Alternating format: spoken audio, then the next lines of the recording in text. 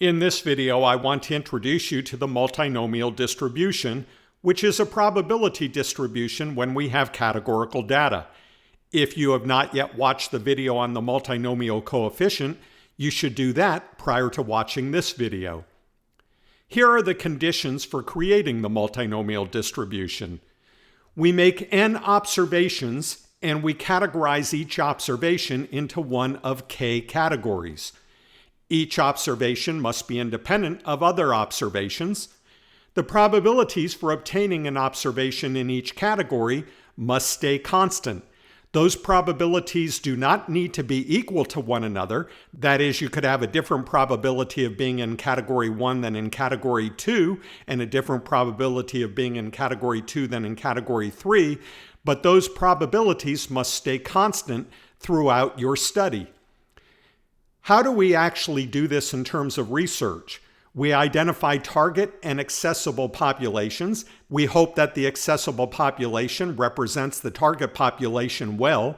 Then we randomly sample n participants from the accessible population and make independent observations and categorize each participant. It is that random sampling that allows us to maintain constant probabilities for the various categories. Let me show you what I mean. Here is a population, and the proportion of individuals in category 1, 2, all the way up to k are unknown, but they're going to stay constant throughout the study. We then will select a participant and we'll identify which category that participant belongs in, and we'll do that again and again and again until we have a sample of size n.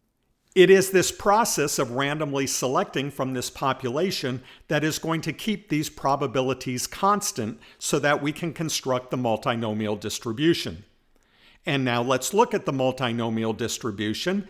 We set a fixed probability for each category. So here you can see the multinomial formula. The fixed probabilities are pi1, pi2, and pi3. So this is an example in which we have 3 mutually exclusive and exhaustive categories. That is, these categories are independent of one another, but all categories are represented. We calculate the probability of a set number of observations in each category for every permutation. That is, when we have n observations, there are many different ways that we could have a number in category 1, category 2, and category 3. And we calculate the probability of each of these possible permutations. The collection of probabilities forms a multinomial distribution for n trials when the probability is the fixed value set for each category. Let's look at a simple example. Let's suppose we only have 4 observations and the probability of being in category 1 is 0.5, category 2 is 0.25, and category 3 is 0.25. Here is the multinomial distribution. We are looking at the number of ways that we can have 4 observations appear in these 3 different categories. In the first row, we could have all 4 in category A, nothing in B and C. In the second row, 3 in category A, 1 in category B, 0 in category C, and so on. How are these probabilities calculated? Using this multinomial coefficient we've set below, where we have set pi1 to 0.5, pi2 to 0.25, and pi3 to 0.25. The x1, x2, and x3 values you see here are going to vary. That is, x1 corresponds to the number of observations that we obtain in category A, x2 is the number of observations we obtain in category B, and x3 is the number of observations we obtain in category C.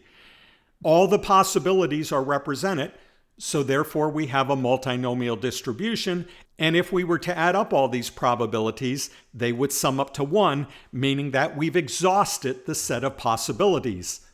The multinomial probability distribution provides the probability of observing specific numbers in each category for a fixed probability of an observation being in that category for n categorizations of observations.